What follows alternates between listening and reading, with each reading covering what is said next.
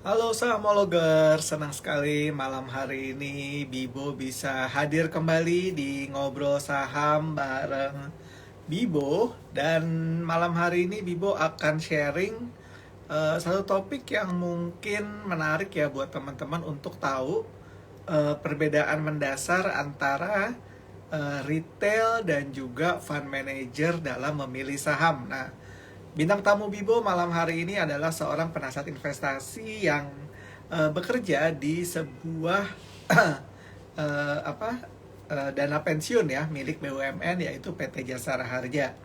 Namanya Mas Ade Permana ya. Ini juga teman Bibo dari Jawa Timur ya, tapi tinggalnya di Jakarta. Nah, kita undang Mas Ade Permana untuk bergabung bersama Bibo malam hari ini. Kita undang.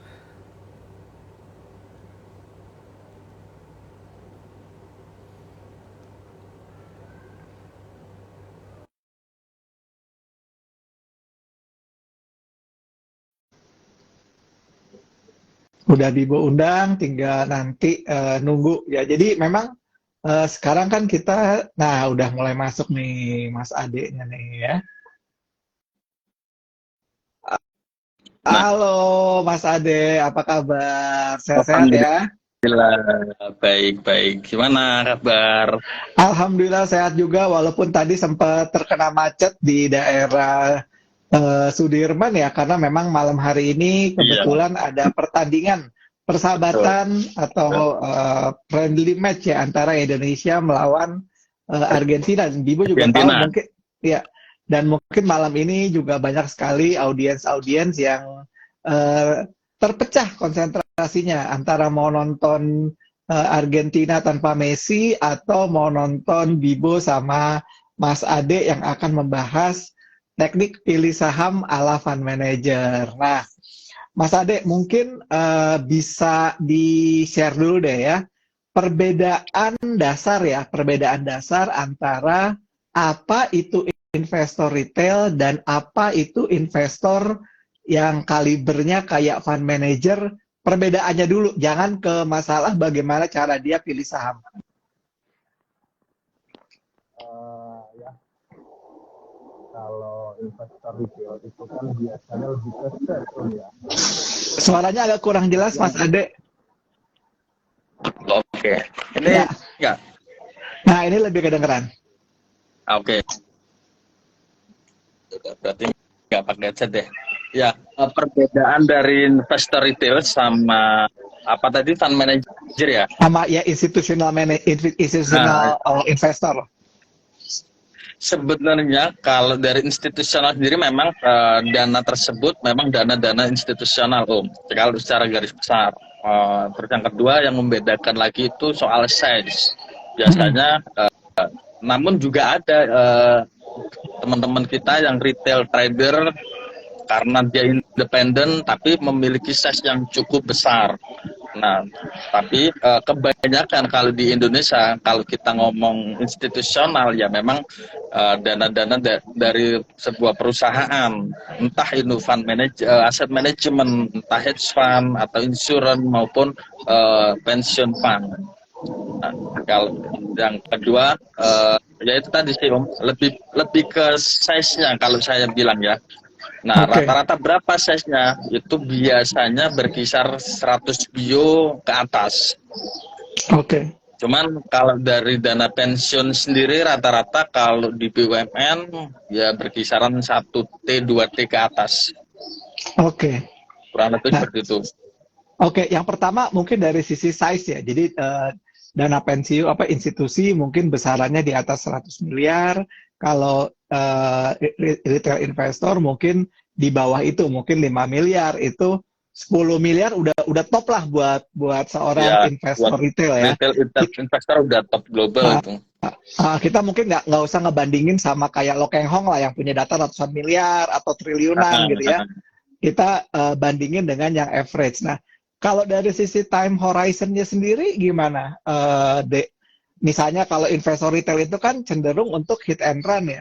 Kalau Betul. institutional investor itu apakah contoh model-model hit and run gitu dalam arti mereka mengkeep saham mungkin hanya 1-2 hari atau mungkin lebih ke long term? Nah, ini pertanyaan yang menarik dan kita dibahas global ya, di kondisi global seperti apa, di kondisi lokal kita seperti apa gitu. Nah, secara garis besar, time horizon investor besar atau institutional fund itu memang jangka panjang, Om. Nah, balik lagi, jangka panjangnya investor retail sama jangka panjangnya investor institusional itu juga beda. 1 tahun di investor retail itu sudah termasuk jangka panjang. Sementara kalau 1 tahun di investor institusional itu termasuk jangka pendek, bukan menengah, tapi lebih ke jangka pendek. 2-3 tahun baru ke jangka menengah, 5 tahun, 10 tahun baru jangka panjang. Sementara kalau kita lihat di investor retail, itu jangka 1 tahun sudah terlalu panjang. Bahkan retail kan cenderung kan lebih banyak ke hit and run. Apakah di institusional juga melakukan hit and run? Nah, itu juga ada beberapa pensiun fund, ada juga hedge fund juga melakukan hit and run. Malah kalau di luar negeri itu kan ada hedge fund. Kalau di Indonesia memang nggak ada, memang belum ada peraturan yang ngatur soal itu ya. Mungkin kalau di lewat private equity masih bisa. Nah, itu malah ada yang namanya high frequency trading. Itu bukan hit and run lagi, tapi every minute, every second, millisecond hit and run. Dia menggunakan algoritma. Biasanya seperti itu. Nah, kalau di dunia investment banking itu namanya proprietary trading. Dia memanfaatkan selisih dari harga dan itu transaksinya cukup ketat. Itu di atasnya scalper. Kalau scalper mungkin 1 minute, 2 minutes, 5 minutes, bahkan 10 minutes. Kalau di proprietary trading itu rata-rata di bawah 1 menit, millisecond sudah. Seperti itu, Om. Dan yang kedua, kalau di pension fund sendiri ada hit and run, pagi beli jual sore itu ada, cuman biasanya size-nya pun juga nggak besar, mungkin dari total portfolio mereka mungkin ada 5%, 3% seperti itu sih. Untuk terus gimana?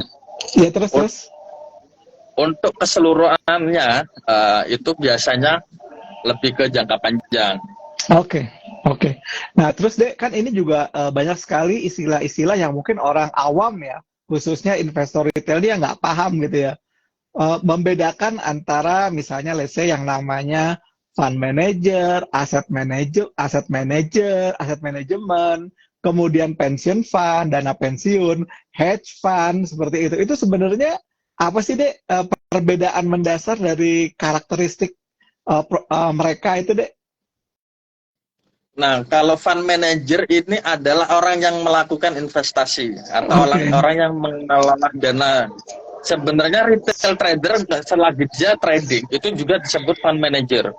Tapi dalam kaidah besar biasanya fund manager itu cenderung ke trader-trader atau investor-investor institusional gitu kan. Nah, asset management yang melakukan tax position itu ya fund manager. Terus asset management itu apa? Ya sebenarnya asset management ini semacam kayak lembaga pengelolaan uang juga, sama seperti pensiun fund. Cuman kalau asset management itu ada beberapa rules dari regulator yang memang harus di peraturan itu harus dipatuhi. Salah satunya setiap kenaikan harga saham atau penurunan harga saham atau setiap penambahan jumlah aset itu dihitung dalam NAV, nilai aktiva bersih, gitu kan. Terus yang kedua, fund asset management benar-benar diatur. Ada juga aset manajemen sendiri kan nanti ada turunannya, produknya reksadana, ada reksadana campuran, ada fixed income, ada equity. Nah, dari nama sendiri itu pun juga kita nggak boleh sembarangan. Let's say ada reksadana fixed income yang kita investasikan, majority ya dibuang ke equity, di saham. Kalau fixed income di obligasi, entah itu obligasi negara maupun obligasi corporate gitu. Sementara kalau reksadana campuran, nah ini boleh kita mix, itu pun dengan jangka waktu yang ditentukan juga. Salah satunya misalkan kalau campuran di Indonesia rata-rata saham, jumlah porsi saham lebih gede daripada obligasi, daripada direct real estate gitu ya. Terus apalagi ya? Itu sih. Nah, sementara kalau hedge fund ini enak. Hedge fund ini lembaga pengelolaan uang yang sifatnya private, yang tertutup. Cuman kebetulan di negara kita itu belum ada hedge fund. Hedge fund ini lebih ke hampir nggak ada aturan gitu kan. Bebas berinvestasi di aset kelas manapun, bebas berinvestasi dengan strategi apapun, salah satunya dengan quant traders atau dengan high frequency trading atau dengan discretionary macroeconomy fund ataupun tanpa melihat NAV. Bahkan yang menarik itu boleh melakukan short selling. Sementara di aset manajemen pun cara belinya kita diatur, cara keluarnya pun diatur. Kalau di hedge fund kapan beli, kapan keluar itu bebas. Cuman yang membedakan adalah biasa karena fund manager hedge fund ini tingkat resikonya biasa lebih ke medium to high risk, itu nggak semua orang bisa berinvestasi di hedge fund. Biasanya hanya nasabah-nasabah yang terakreditasi, ya minimal akreditasi C. Nah, salah satu orang yang dianggap terakreditasi itu minimal dengan punya net income 10M. Itu pun baru boleh diinvestasikan di hedge fund maksimum 10%. Let's say kita punya 10M ya baru boleh dimasukkan ke hedge fund sebesar 1 miliar, nggak boleh lebih dari itu. Nah, memang kebetulan di negara kita belum ada itu. Mungkin kalau teman-teman lihat sekarang sayangnya kalau di broker ditutup ya. Itu pun hedge fund dari asing juga ikut melakukan transaksi buy or sell, ikut serta dalam meramaikan bursa kita lewat sekuritas asing juga tentunya. Cuman kalau dia beroperasional di Indonesia, saya rasa saat ini belum. Oke. Nah, oke, menarik banget nih ya. Emang kalau kita lihat tadi ya ada pension fund, ada hedge fund, kemudian juga ada aset manajemen, kemudian ada fund manager seperti itu. Memang definisi dan juga by aturan juga memang berbeda ya. Tadi untuk yang hedge fund mungkin di Indonesia nggak kasat mata ya, beda dengan di market kayak di Amerika atau mungkin di Singapura ada, atau mungkin di di Hong Kong juga ada.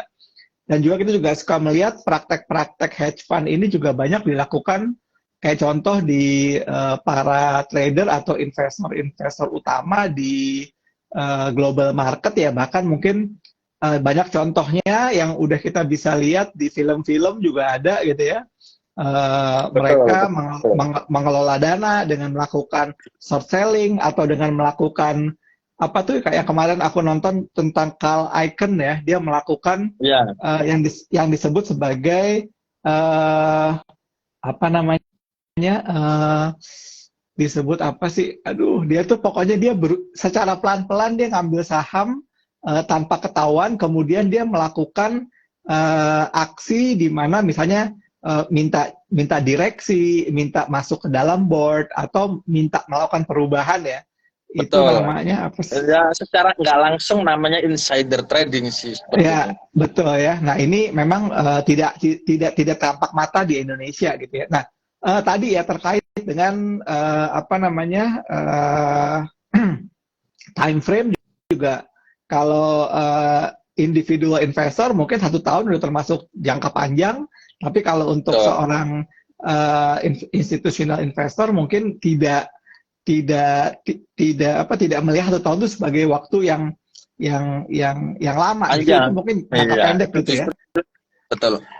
Betul. Oke. Nah, sekarang masalah saham. Kalau misalnya gini, kalau di sisi retail investor atau di sisi individual investor, mereka kan mempercayakan quote to quote ya, mempercayakan pilihan saham itu mungkin kepada key opinion leader, kepada influencer, atau mungkin mereka percaya pada grup-grup tertentu gitu ya, atau bahkan sekarang juga udah mulai ada yang menggunakan algoritma-algoritma yang memang dipakai untuk menentukan kapan buy dan sell. Nah, kalau untuk institutional investor atau untuk fund manager yang berskala besar gitu ya, tadi kan sudah disampaikan bahwa pertimbangan jumlah dana kelolaan mungkin akan menentukan saham mana yang bisa menjadikan pilihan. Nah, apakah kalau untuk fund manager itu punya kisi-kisi, misalnya let's say, oh saya hanya bisa masuk saham dengan kriteria tertentu. Ya, kalau di institusional, tentu terutama di pensiun fund yang kami jalani itu biasanya lebih ke LQ45. Yang pertama, yang jelas paling kelihatan itu ke market size, itu yang pertama. Terus yang kedua, selain LQ45 itu pun juga nggak semerta-merta LQ45, tapi kita biasanya lihat yang top 10-nya dari LQ45. Biasanya seperti itu. Atau kalau enggak, kita based on Morgan Stanley Capital Index, MSCI. Biasanya itu rilis per 3 bulan sekali. Nah, kalau di luar itu banyak macamnya, Om. Ada juga rating based on Morningstar, ada juga based on Standard Poor's 500. Cuman kan kalau di Indonesia biasanya concernnya cuma di indeks saham gabungan atau LQ45. Terus performnya bagaimana? Ya biasanya nggak besar juga. Contoh kita nggak muluk-muluk, kita harus harus indeks, nggak. Cukup lihat investasi sebelah aja kadang-kadang. Ya let's say siapa gitu, Ashmore atau Schroeder, let's say dia sudah perform hari ini 11%, kita di atasnya dari Schroeder sudah termasuk prestasi. Ataupun kalau Schroeder let's say kita lihat minus 3%, kita minus 2%, itu pun juga kita sudah masuk prestasi, udah keren itu. Dan kita nggak muluk-muluk harus bagaimana gitu kan. Terus yang paling sering kita lakukan memang indexing sih. Kita screening ulang, kita lihat market size-nya seperti apa, kita juga selain dari LQ45 ya, dan itu macam-macam strateginya. Oke. Nah, kalau dari sisi tadi kan udah dibilang bahwa mungkin yang pertama karena kan juga kayak fund pension fund ya, karena kan Mas Ade sekarang di pension fund itu kan memang kita sebut quote-unquote KPI ya. KPI-nya kan bukan marketing ya, dalam arti KPI marketing begini. Betul. Kalau seorang aset manajemen yang punya reksadana itu kan biasanya berlomba-lomba untuk beat the market and beat the peers ya. Ngalahin peers-nya, ngalahin juga ngalahin juga marketnya dengan tujuan apa? Supaya masyarakat akhirnya beli reksadananya, bener kan? Tapi kalau betul.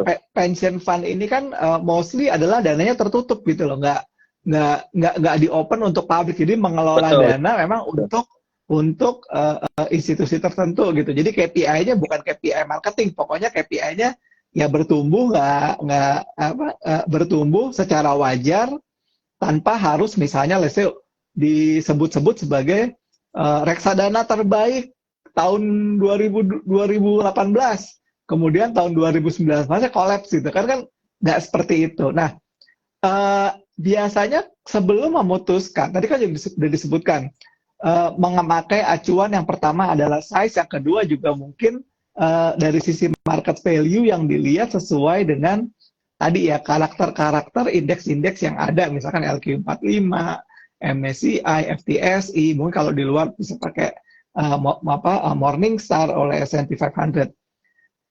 Di sisi pemilihan saham dan juga di sisi sizingnya itu biasanya ditentukan oleh komite atau ditentukan oleh satu orang aja, Mas, biasanya, Mas?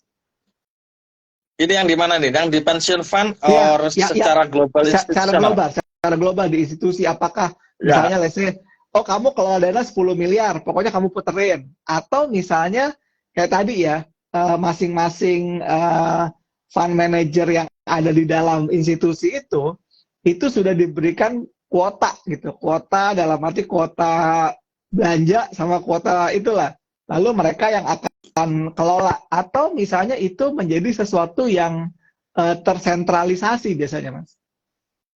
Nah, saya jawab dari pensiun fund dulu. Mm-mm. Kalau misalkan dari pensiun fund karena itu timnya terbatas, biasanya naik ke direksi dulu. Setelah naik direksi biasa, kalaupun direksinya kurang pinter atau kurang menguasai bab investasi, biasanya lempar ke komite. Tapi kalau direksinya biasanya sudah paham betul tentang investasi, itu biasanya direksi yang mutusin. Tapi tidak menutup kemungkinan kebanyakan pensiun fund di Indonesia itu pasti ada campur tangan komite, rapat komite dulu sebelum memutuskan fixed position. Cuman beberapa aja dana pensiun fund yang tidak menggunakan komite, langsung dari direct ke direksi. Contoh direksi-direksi yang biasanya pemegang sertifikat CFA gitu, salah satunya itu juga punya kendali full. Terus yang kedua, kalau dari sisi aset manajemen ini bertingkat. Dia ada dealer, dia ada yang namanya riset, head riset, nanti ada head risk management, baru nanti ke direksi. Atau rata-rata kalau aset manajemen yang memutuskan itu risk management. Terus kalau hedge fund ini biasa ada beberapa. Kalau proprietary trading itu dealer merangkap risk management. Kalau macro fund discretionary itu biasanya laporan dulu ke head research atau ke risk juga, biasanya seperti itu. Jadi setiap pola ini masing-masing caranya. Oke. Menarik ya. Jadi ini juga yang mungkin yang teman-teman sahamologers juga perlu pahami. Jadi dalam arti tidak seperti mengelola duit pribadi ya. Kalau mengelola duit pribadi kan kita udah bisa langsung nih misalnya gitu. Saham ini nih candle-nya bagus, sinyalnya bagus, laporan keuangannya probably bagus gitu kan. Main asal jebret gitu beli, jebret beli gitu kan. Nah, kalau yang untuk kayak fund manager ini mungkin ya nggak serta-merta langsung misalkan ngelihat hal ini beli hari ini, harus dipertimbangkan baik-baik gitu ya. Nah, kemudian udah nih sekarang ngomongin masalah universe sahamnya, kemudian pengambilan keputusannya gitu ya. Nah, sekarang Mas dikaitkan dengan ininya Mas. Aduh tadi apa sih ya? Saya mau tanya tuh.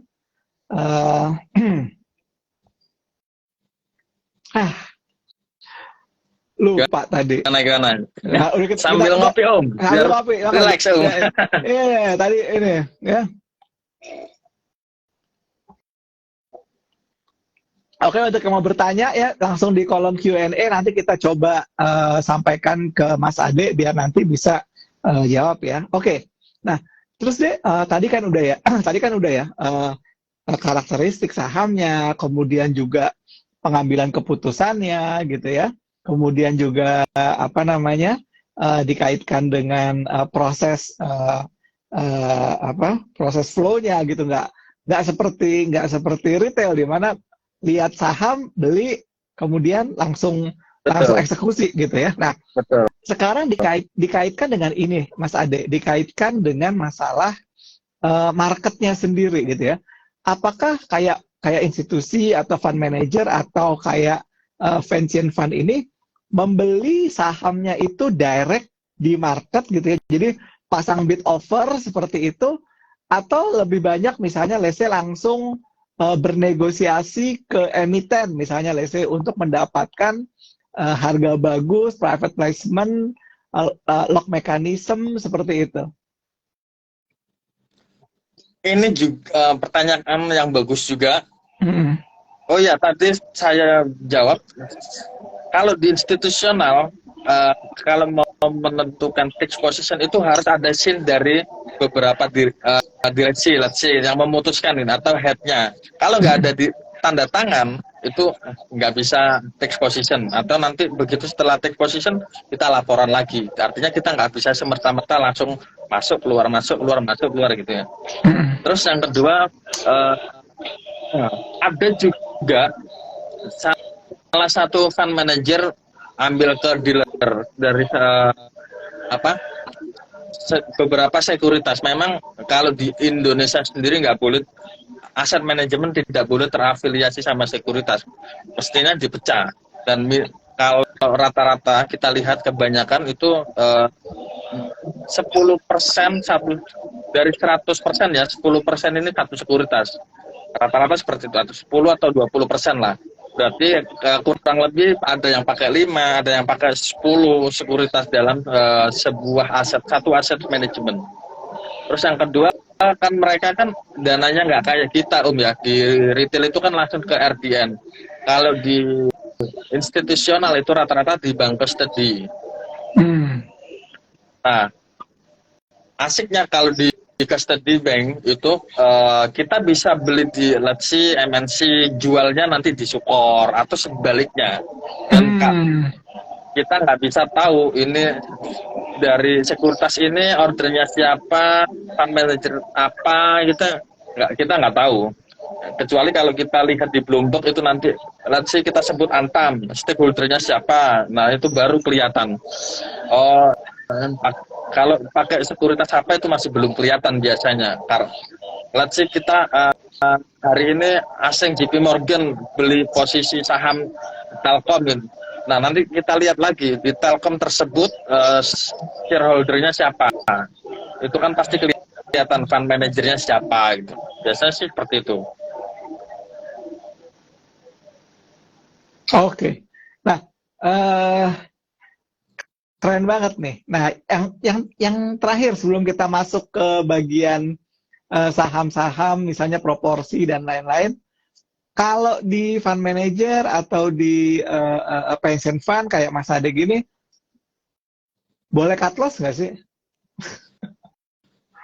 Cut loss itu, nah ini juga pertanyaan menarik. Boleh cut loss nggak? Dan kalau misalnya cut loss itu baru boleh dilakukan setelah pertimbangannya apa? Misalnya perubahan struktur makroekonomi atau perubahan bisnis dari emiten atau apa gitu ya. Jadi boleh cut loss atau enggak, kemudian pertimbangannya apa, baru dibolehkan untuk cut loss, dan approval matrix-nya untuk bisa cut loss-nya sampai di level mana biasanya ya? Iya. Nah, boleh cut loss atau enggak selagi di pension fund milik BUMN atau BUMN sendiri itu nggak boleh cut loss. Makanya kan kita memang benar-benar selektif dalam memilih saham. Dan perlu diketahui saham di BUMN itu induk, let's say kayak saya ya, Jasara Harja. Jasara Harja punya kelolaan sendiri. Nanti di dana pensiunnya juga punya kelolaan sendiri. Nah, karena ini sama-sama BUMN, itu pun juga nggak bisa sembarangan cut loss. Nah, kalau di cut loss, ya kita dianggap melanggar aturan quote and quote dari OJK, itu disebut kena money laundry, kurang lebih seperti itulah. Tapi kalau di aset manajemen, kalau di global itu biasanya boleh. Nah, kategori cut loss mereka itu seperti apa? Itu pun juga kembali ke aset manajemennya masing-masing. Karena setiap aset manajemen, setiap hedge fund itu punya strategi yang berbeda. Approach-nya itu kayak gimana, nanti keluarnya pun kayak gimana. Soalnya dalam memanage portfolio itu sendiri kan ada asset allocation, ada diversifikasi, ada basket portfolio, ada security selection, screening, ranking, dan sebagainya. Kurang lebih seperti itu. Kalau biasanya based on makroekonomi, kayak fund management itu biasanya tergantung kondisi global. Kalau kondisi global memang kurang memungkinkan, itu biasanya di-cut. Terus yang kedua, kalau retail ngelihat saham under value, itu kan langsung hajar, mumpung diskon. Nah, tapi kalau di institusional itu mulai nyicil parsial karena kan size-nya terlalu besar, sampai di titik mencapai level margin of safety. Biasanya rata-rata institusional itu 30-50% margin of safety-nya. Ya, let's say kita sudah turun 20% nih, ini sudah under value. Ya, kalau margin of safety-nya 30%, ya tunggu 30% turun lagi, baru kita melakukan akumulasi. kurang Menarik, lebih sih seperti itu, Om. menarik, menarik. Nah, sekarang kita bicara tentang saham-saham pilihannya nih ya. Nah, kan kalau kita perhatikan ya di masing-masing indeks ya kayak MSCI, kemudian kayak di FTSE, kayak di LQ45 gitu ya. Itu kan kita udah tahu nih ada weight-nya masing-masing ya, ada bobotnya masing-masing. Nah, apakah eh, kalau di fund manager yang tidak ini ya, tidak berusaha untuk beat the market gitu ya, apakah berusaha untuk mimicking juga weight-nya yang sama? Karena kan tujuannya adalah inline dengan market lah, misalnya kayak gitu. Atau misalnya weight-nya bisa ada deviasi sedikit, misalnya contoh BBCA di MSCI mungkin 22% gitu. Tapi teman-teman di pension fund punya confident lebih gitu. Oh, BCA gue naikin porsinya. Atau misalnya let's say, oh ada BBRI, ada Bank Mandiri, sama-sama punya porsi 17 sama 11%. Tapi dia tidak memilih dua-duanya untuk ada dalam portfolio. Misalkan dipilih, oh kita pilih ke BRI aja seperti itu. Apakah hal itu dilakukan atau misalnya udahlah kita ngikutin kayak tadi ya LQ45 top 10-nya siapa, kita cek dari situ aja gitu. Ya, itu ada juga. Namun yang perlu diketahui, biasanya sih teman-teman cukup confident ya dengan hasil MSCI atau Goldman Sachs atau JP Morgan. Kenapa? Yang mereka lihat karena size-nya mereka itu terlalu besar dibandingkan fund yang lokal. Ya. Kalau fund lokal di total itu kan kurang lebih 3.670 triliunan, kurang lebih seperti itu. Sementara kalau dibandingkan dengan kelolaan asing, itu nggak ada apa-apanya. Let's say asing cuma membobotkan 22%. Kita masih ada confident loh, sampai 25, 30%, kurang lebih seperti itu. Soalnya bagaimanapun, cuman nanti kan mekanismenya seperti apa, nah ini kan kita atur lagi, karena kadang-kadang kalau kita hitung dengan jumlah saham yang beredar dengan uang yang ada ini kan juga nggak semerta-merta kita bisa dapat muatan full. Ada juga yang nggak ngikutin, tapi rata-rata teman-teman benchmarkingnya pakai itu. Makanya kenapa begitu ada indeks Morgan Stanley mulai rebalancing, ada saham-saham yang mulai ditendang, ada saham-saham mulai masuk, itu kan IHSG juga cukup bergejolak luar biasa. Contoh kayak kemarin itu kan sempat berapa persen gitu kan, kayak BRI tiba-tiba sampai 7-8%, dan itu kan cukup confident dari para fund manager lokal. Nice, nice. Kemudian tadi ya kan kalau misalkan kayak yang tadi yang besar-besar itu juga melakukan rebalancing gitu ya. Apakah juga fund manager atau pension fund itu juga melakukan rebalancing secara bersamaan atau periodenya agak sedikit berbeda, misalkan lebih cepat atau lebih lambat dari periode rebalancing. Kita tahu ya misalnya contoh MSCI itu dua kali awal Juni sama November gitu ya. Ada lagi Desember, ada lagi yang misalnya Maret sama bulan November seperti itu. Seberapa sering kalau pension fund ini melakukan rebalancing rebalancing sahamnya di dalam portfolio? Kalau pension fund tersebut acuannya hanya top 10 LQ45 itu biasanya sangat jarang untuk melakukan rebalancing. Biasanya juga tergantung siklus. Kalau misalkan hari ini sektor yang kemudian hype itu di sektor mining, ya kita harus mengikuti juga. Dan rata-rata sektor berjalan itu kan nggak lebih dari 1 tahun. Rata-rata 3-6 bulan itu udah cukup hype. Setelah itu siklus lama, setelah itu bahkan melakukan koreksi ya kan. Nah, di saat itulah kita dari teman-teman pension fund juga melakukan rebalancing. Ada juga yang memang hold terlalu panjang, salah satunya di sektor banking. Memang yang sektor-sektor yang hampir tidak memiliki siklus. Terus yang ketiga biasanya karena itu semua tergantung informasi ya. Kadang-kadang kita sama pensiun fund A, B, C, D kita kadang-kadang konfirmasi juga, kita melakukan visiting juga, kita juga kadang-kadang kalau bahasa kita safar ya ke investment banking, ke pensiun fund itu kita saling tukar informasi. Kadang-kadang sebelum Morgan Stanley rilis kita sudah dapat informasinya terlebih dahulu. Biasanya seperti itu. Nah, sama lah kayak kita teman-teman retail itu kadang-kadang malamnya kita melakukan gitu. Betul, live barang, clubhouse dan sebagainya, nongkrong-nongkrong tipis-tipis sama. Cuman apa yang dilakukan fund manager karena jumlahnya terlalu besar itu sehingga membuat pergerakan market secara tersendiri lah. Itu ada nilai plusnya sih.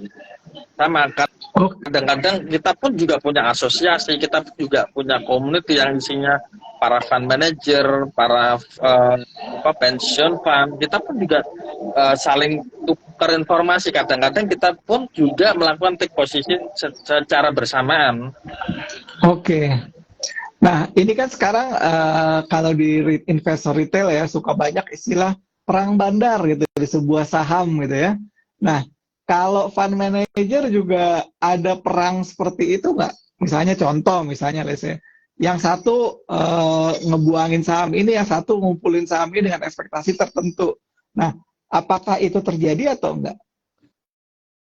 Terjadi. Ya karena balik lagi kan, yang namanya fund manager, entah itu di institusional maupun retail itu kurang lebih sama. Dan karena sama-sama manusia itu kan karakternya sama, greed, fear, yang paling kelihatan itu serakah, dan itu nggak bisa kita pungkiri. Dan kurang lebih pola-polanya fund manager pun juga sama di institusional. Yang membedakan dia kelihatan superior ya duitnya aja banyak. Kalau duitnya kurang ya sama aja, kurang lebih kayak retail gitu. Iya, sama-sama narik-narik garis, ya, sibuk-sibuk narik garis, uprek-uprek apa namanya RTI ya. Iya. Nah, ini yang menarik. Tempo lalu saya waktu di Singapura ada beberapa mau akuisisi perusahaan juga.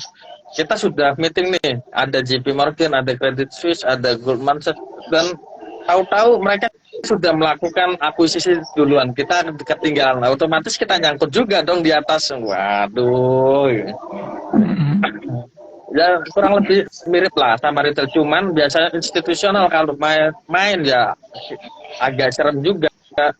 Seremnya karena size-nya sama-sama besar, terus apa yang kita lakukan itu cukup untuk bisa membuat saham tersebut bergejolak.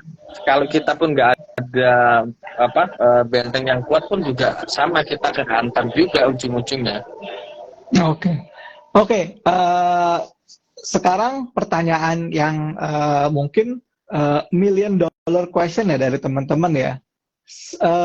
5 saham yang harus dimiliki oleh investor retail supaya mereka bisa merasa seperti seorang fund manager kelas dunia. 5 saham, wow.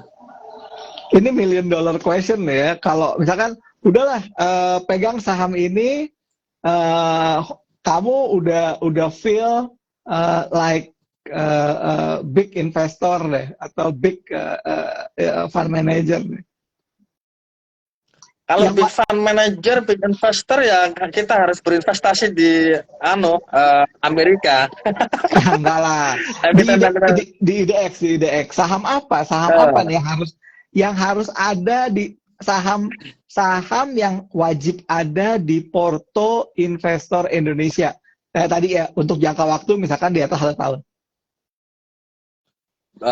Kalau saya pribadi sih, kalau dalam waktu 1 tahun ke atas lebih banyak ke banking. Karena banking ini hampir salah satu sektor yang hampir tidak memiliki siklus. Meskipun slow but sure, tapi nyampe. Daripada hari ini arah, besoknya lagi jeblok, kan gitu. Kayak mining memang keren sih, tapi itu tidak bisa kita simpan lama. Itu hanya momentum. Sama kayak properti, sama kayak konstruksi. Tergantung momen project yang hari ini lagi hype apa, yang dikerjakan pemerintah itu juga seperti apa, kebijakan pemerintah mendukung kepada bisnis apa, itu yang nanti sektor yang jalan, kurang lebih itu, seperti itu. Cuma kalau banking kan kurang lebih hanya mengandalkan suku bunga, dan itu pun nggak terlalu signifikan. Karena kalau kita tarik mundur 10 tahun, korektif dikit, naik lagi, korektif dikit, naik lagi. Let's say kita lihat kejadian kemarin, COVID-19 itu ya.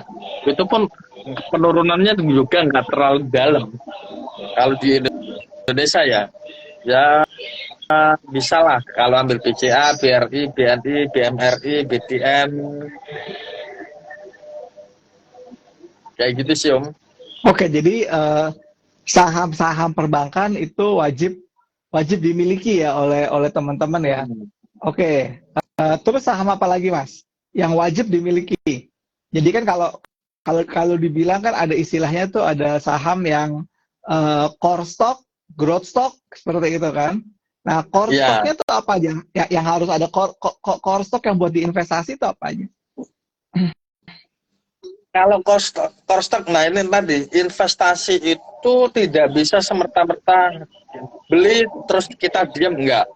Investasi itu kita juga harus update soal informasi, harus lincah juga, harus gampang, kita cepat movement karena pergerakan pasar itu kan cukup dinamis dan cukup cepat juga. Kalau kita akan dilema sebuah saham, bahkan mendewakan saham, ya kita yang rugi sendiri.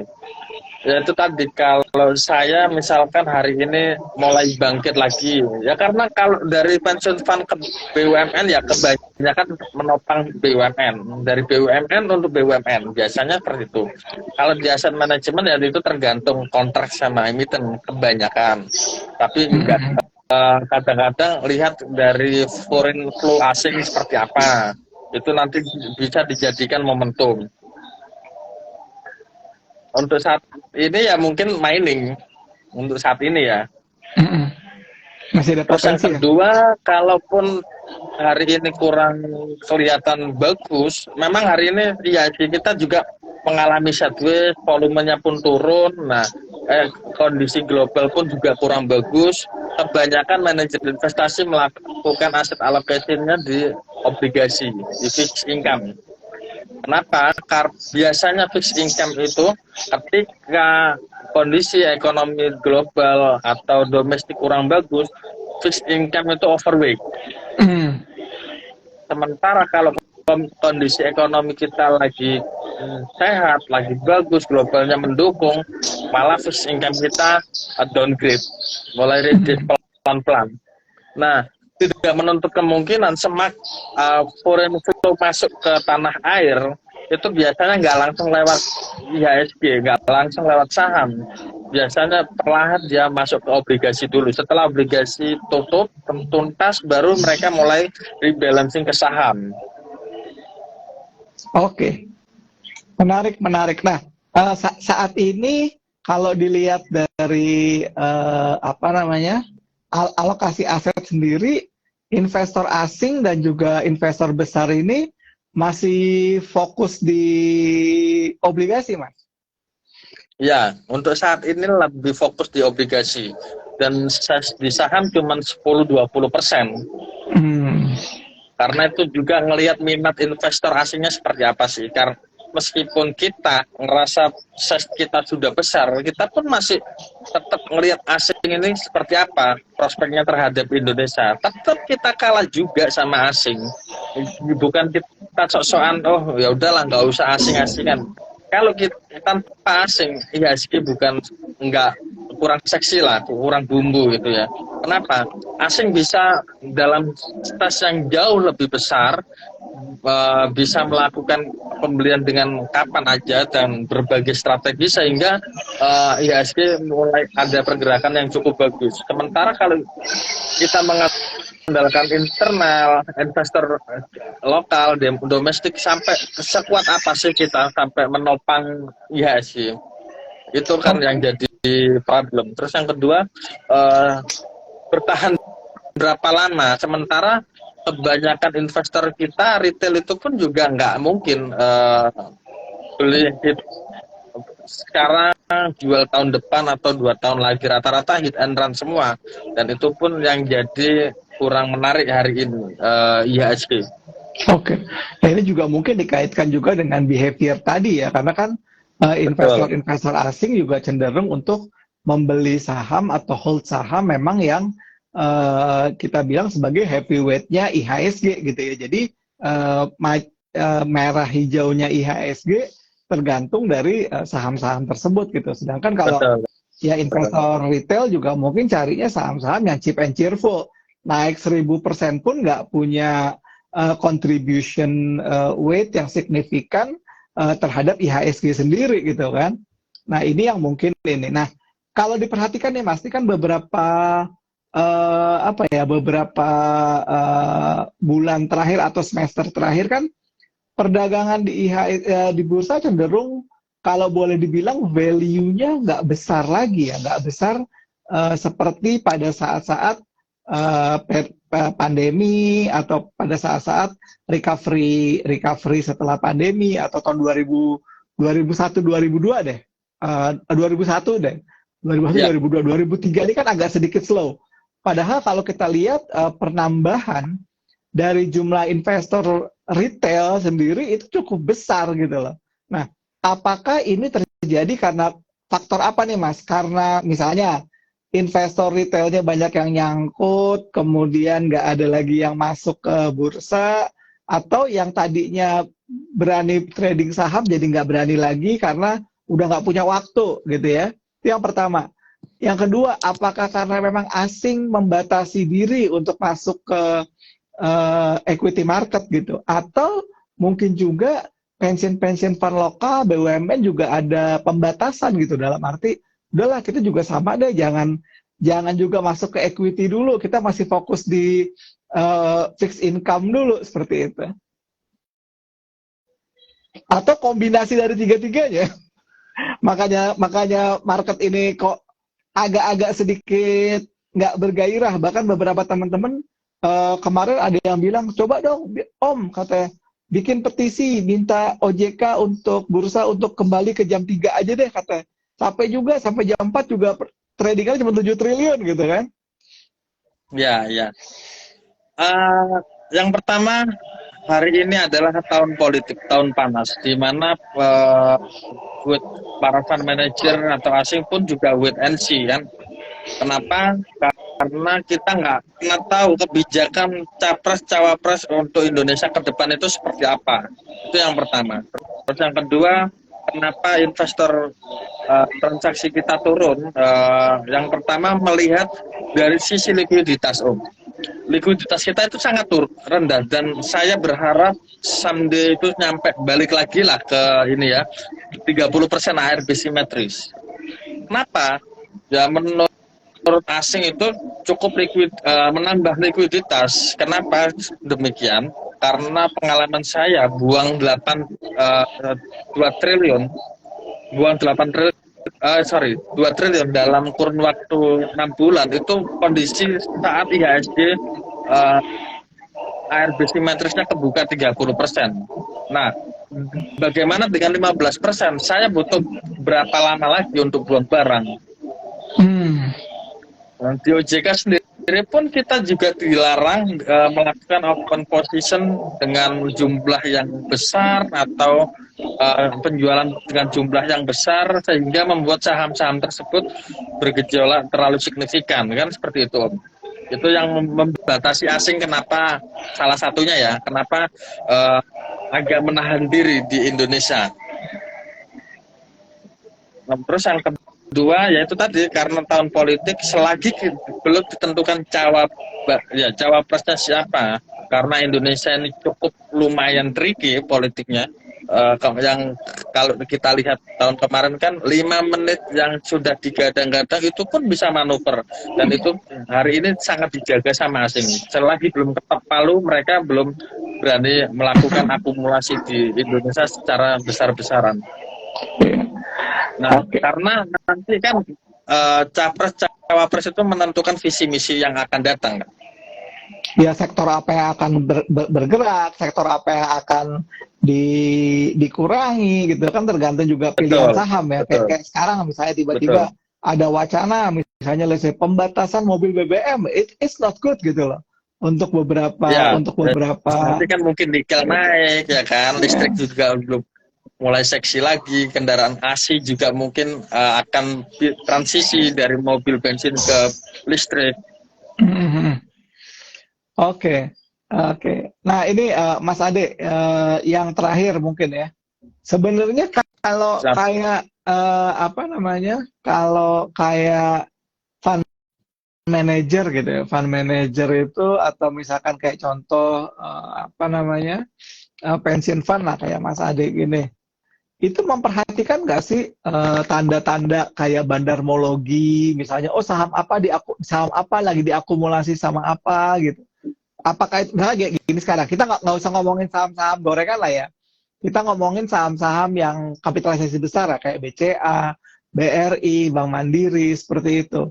Apakah misalnya memperhatikan hal misalkan oh BK lagi akumulasi nih, oh si kredit Credit Suisse lagi mendistribusikan saham ini, apakah itu juga menjadi faktor yang eh, membuat pertimbangan fund manager atau pension fund untuk melakukan pengurangan atau penambahan porsi saham di satu emiten tertentu?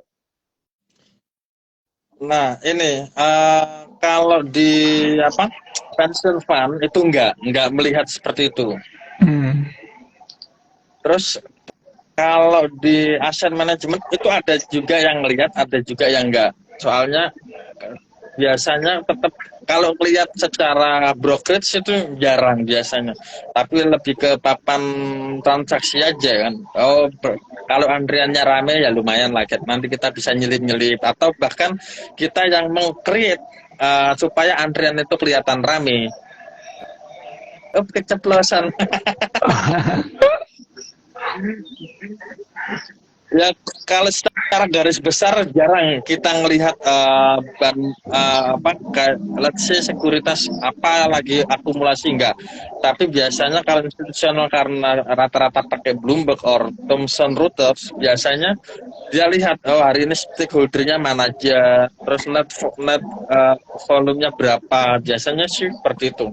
Soalnya kadang-kadang kalau pakai broker itu pun kita nggak bisa gunakan acuan karena kita menggunakan long term investment. Kan broker itu kan cuma hanya lewatan aja nih. Tapi yang kelihatan jelas nanti ya di ini stakeholdernya siapa. Soalnya kan kalau di institusional itu sendiri bisa aja beli lewat JP Morgan, keluar lewat Morgan Stanley. Kan kayak tahun 2017 Morgan Stanley itu nggak pernah melakukan pembelian saham dengan jumlah besar, tapi tahu-tahu begitu IHSG bearish, penjualan terbesar itu rata-rata dari Morgan Stanley. Oke, Mas Ade, thank you banget. Malam hari ini kita udah banyak dapat insight tentang bagaimana cara fund manager untuk memilih dan mengalokasikan saham ya. Sudah cukup clear banget penjelasan dari Mas Ade, mulai dari latar belakang, kemudian best practice, sampai dengan saham-saham pilihan yang biasanya menjadi target investasi maupun target pembelian dari fund manager atau pension fund di Indonesia. Semoga ilmu yang disampaikan tadi disampaikan oleh Mas Ade bisa memberikan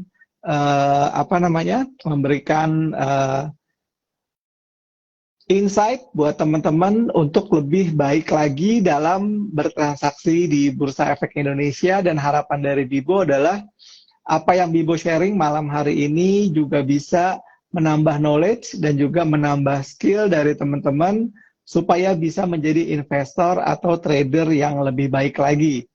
Demikian bincang-bincang Bibo dengan Mas Ade Permana, seorang penasihat investasi dari Pension Fund atau dana pensiun PT Jasara Harja. Terima kasih yang mau nonton bola, bisa melanjutkan nonton bola. Nanti malam Bibo akan share rekaman dari pembicaraan malam hari ini. Semoga nanti bisa diputar ulang sehingga bisa membantu teman-teman untuk belajar lagi. Thank you, selamat malam. Wassalamualaikum warahmatullahi wabarakatuh.